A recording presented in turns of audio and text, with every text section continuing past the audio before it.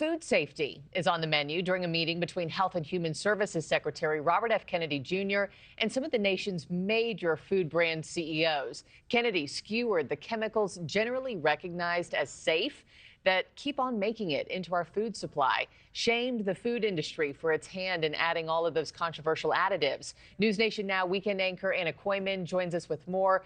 Anna, RFK basically came forward, to these people and said the buck stops here. Yep, we're learning a lot more about this GRAS program. Markie, good morning to you. The Food and Drug Administration has been put on notice by their boss this week, Health and Human Services Secretary Robert F. Kennedy Jr., sending a strong message to the government agency after meeting with CEOs from big food corporations, including Kellogg, PepsiCo, General Mills, Kraft, Tyson, and Smuckers. His order: it is time to tighten up loopholes and overhaul the way ingredients are getting approval to enter our American food supply. Kennedy says that for decades, the government has been allowing big food companies to, in his words, poison Americans with legal ultra-processed food ingredients that are not independently tested by government bodies. RFK Jr. reminding the public on social media to understand what's good and bad in our foods. This is a list of ingredients from foods: carrageenan, riboflavin, monosodium glutamate, and 20 others that I can't pronounce.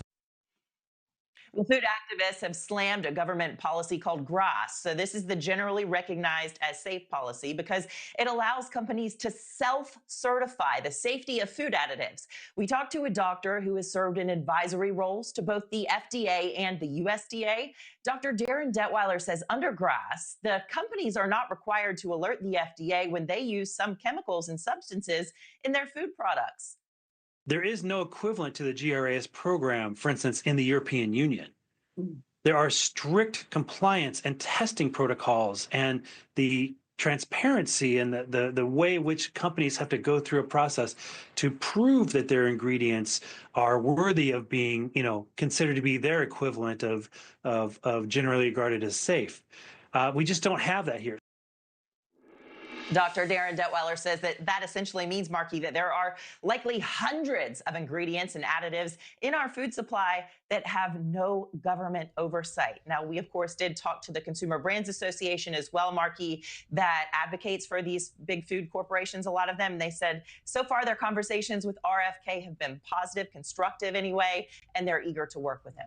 Thanks for watching, everybody. Go to joinnn.com to find NewsNation on your television provider. Also, don't forget to click that red subscribe button below to get more of NewsNation's fact-driven, unbiased coverage.